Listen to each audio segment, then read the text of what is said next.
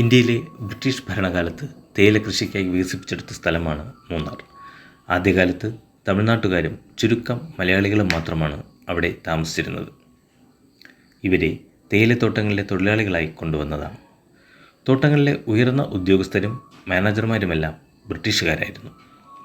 അവർക്ക് താമസിക്കാനായി അക്കാലത്ത് പണിത കുറേ ബംഗ്ലാവുകളും മൂന്നാറിൽ ഉണ്ടായിരുന്നു. സായിപ്പന്മാരെ വളരെയധികം ആകർഷിച്ച ഒരു പ്രദേശമാണ് മൂന്നാർ. മലനിരകളുടെ നാടായ മൂന്നാറിൽ തീവണ്ടിയും റെയിൽവേ സ്റ്റേഷനും ഉണ്ടായിരുന്നുവെന്ന് നിങ്ങൾ കേട്ടിട്ടുണ്ടോ? ഇന്ന് നമ്മുടെ വീഡിയോ മൂന്നാർ ട്രെയിൻ സർവീസിനെ കുറിച്ചാണ്. ഈ വീഡിയോ കാണുന്നതിന് മുമ്പ് ഈ ചാനൽ ലൈക്ക് ചെയ്യുക, സബ്സ്ക്രൈബ് ചെയ്യുക, മാക്സിമം ഷെയർ ചെയ്യുക. ഏകദേശം 100 വർഷങ്ങൾക്ക് മുൻപായിരുന്നു ചരിത്രത്തിൽ ഇടം പിടിച്ച മൂന്നാർ റെയിൽവേയുടെ ചരിത്രം തുടങ്ങുന്നത്. അക്കാലത്ത് മൂന്നാറിലെ തേയിലത്തോട്ടങ്ങൾ ബ്രിട്ടീഷുകാരുടെ കൈവശം ആയിരുന്നു. ഈ തേയിലത്തോട്ടങ്ങളിൽ നിന്ന് ശേഖരിക്കുന്ന തേയില കൊണ്ടുപോകാൻ വേണ്ടിയാണ് അവർ റെയിൽവേ സ്റ്റേഷൻ തുടങ്ങുന്നത്. അങ്ങനെ മലകളെയും കുന്നുകളെയും ബന്ധിപ്പിച്ചുകൊണ്ട് തീവണ്ടി പാലങ്ങൾ നിർമ്മിക്കപ്പെട്ടു. 1902 അങ്ങനെ ആദ്യ തീവണ്ടി മൂന്നാറിൽ ഓടിത്തുടങ്ങി. മോണോറെയിൽ സംവിധാനമായിരുന്നു ഇത്. ഇന്ത്യയിലെ ആദ്യ മോണോറെയിൽ സംവിധാനം മൂന്നാറിലായിരുന്നു. ഒരു റെയിൽപാലം മാത്രമുള്ള ട്രെയിൻ ഗതാഗത രീതിയാണ് മോണോറെയിൽ എന്നറിയപ്പെടുന്നത്. ട്രാക്കിൽ ഒരു ചെറിയ ചക്രം സ്ഥാപിക്കുകയും ഒരു വലിയ ചക്രം പാലത്തിന് സമാന്തരമായുള്ള റോഡിൽ കൂടി പോകുന്ന രീതിയാണ് ഇതിലുള്ളത്. ഇത് വലിക്കുന്നതിന് കുതിരകളെയും കാളകളെയുമാണ് ഉപയോഗിച്ചിരുന്നത്. ഇതിനുവേണ്ടി 500 കാളകൾ വിദേശത്തു നിന്നും ഇറക്കുമതി ചെയ്തു. ഒപ്പം ഇംഗ്ലണ്ടിൽ നിന്ന് വെറ്റിനറി സർജനും 2 സഹായികളെയും എത്തിച്ചിരുന്നു. കുണ്ടളയിലായിരുന്നു ഈ കാളകൾക്കായുള്ള ഷെഡ് ഒരുക്കിയത്.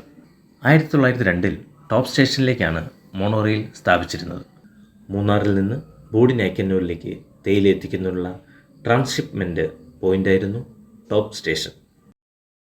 ടോപ്പ് സ്റ്റേഷനിൽ എത്തുന്ന ടീ ചെസ്റ്റുകൾ പിന്നീട് ടോപ്പ് സ്റ്റേഷനിൽ നിന്ന് 5 കിലോമീറ്റർ മലയിറങ്ങി തെക്ക് തമിഴ്നാട്ടിലെ കോട്ടഗുഡിയിലേക്ക് ഒരു ഏരിയൽ റോപ്പ് വേ വഴി എത്തിച്ചിരുന്നു. അവിടെ നിന്നും തേയില 15 കിലോമീറ്റർ ചരക്കുവണ്ടിയിൽ ബോഡിനായ്ക്കന്നൂരിലേക്കും പിന്നീട് ഇന്ത്യയിലെ മറ്റ് സ്ഥലങ്ങളിലേക്കും തൂത്തുക്കുടി തുറമുഖം വഴി ഇംഗ്ലണ്ടിലേക്കും കയറ്റി അയച്ചു. കോട്ടഗുഡി ഏരിയൽ റോപ്പ് വേയുടെ അപ്പർ ടെർമിനൽ ആയിരുന്നതിനാലാണ് ടോപ്പ് സ്റ്റേഷൻ എന്ന് പേര് ലഭിച്ചതെന്നും പറയപ്പെടുന്നു. എസ്റ്റേറ്റിൽ നിന്നും തേയില കാളവണ്ടിയിലായിരുന്നു സ്റ്റേഷനിൽ എത്തിച്ചിരുന്നത്. മൊത്തം 35 കിലോമീറ്റർ ആയിരുന്നു റെയിൽവേ പാളത്തിൻ്റെ നീളം. കുത്തനെയുള്ള കയറ്റം കയറാൻ കൽക്കരിയും മറ്റു സ്ഥലങ്ങളിൽ വിറകും ഉപയോഗിച്ചു. മൂന്നാറിലും ടോപ്പ് സ്റ്റേഷനിലും ഇടയിൽ മാട്ടുപ്പെട്ടിയിലും പാലറിലും ആയിരുന്നു സ്റ്റേഷനുകൾ.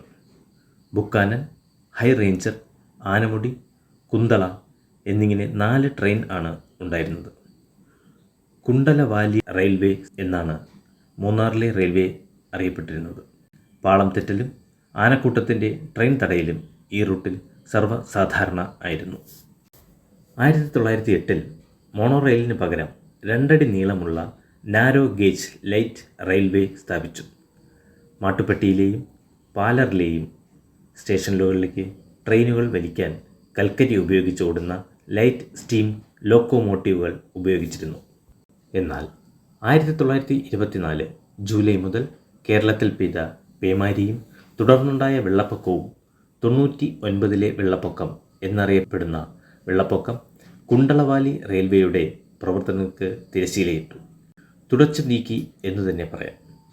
കുണ്ടളവാലി റെയിൽവേയുടെ ചില ബാക്കി പത്രങ്ങൾ ഇന്നും അവിടെ അവശേഷിക്കുന്നുണ്ട്. അന്നത്തെ മൂന്നാർ സ്റ്റേഷൻ ആണ് ഇന്ന് ടാറ്റ ടീയുടെ റീജിയണൽ ഓഫീസ് പ്രവർത്തിക്കുന്നത്. ഈ കെട്ടിടത്തിന് മുന്നിൽ റെയിൽവേ ട്രാക്കുകൾ മാറ്റി റോഡ് നിർമ്മിച്ചിട്ടുണ്ട്. മൂന്നാറിന് സമീപം റെയിൽവേ പാലമായിരുന്ന അലുമിനിയം പാലം പിന്നീട് റോഡ് ഗതാഗതമാക്കി മാറ്റി. മൂന്നാറിലെ ടീ മ്യൂസിയത്തിൽ അന്നത്തെ തീവണ്ടിയുടെ ചക്രം ഒരു ചരിത്ര സ്മാരകമായി സൂക്ഷിച്ചിട്ടുണ്ട്. ബ്രിട്ടീഷുകാരുടെ ഭരണത്തിൻ്റെ അവസാനത്തോടെ മൂന്നാർ വിട്ടിറങ്ങിയ റെയിൽവേ പിന്നീട് മല കയറിയിട്ടില്ല എന്നത് ഒരു യാഥാർത്ഥ്യമാണ്. ഈ വീഡിയോ ഇഷ്ടപ്പെട്ടെങ്കിൽ ചാനൽ ലൈക്ക് ചെയ്യുക, സബ്സ്ക്രൈബ് ചെയ്യുക, ആ ബെൽ നോട്ടിഫിക്കേഷൻ ഇനേബിൾ ചെയ്തു വച്ചാൽ ഈ ചാനലിൽ വരുന്ന വീഡിയോകൾ അപ്പോൾ തന്നെ നിങ്ങൾക്ക് നോട്ടിഫിക്കേഷനായി കിട്ടുകയും ചെയ്യും. അപ്പോൾ അടുത്ത വീഡിയോയുമായി കാണാം.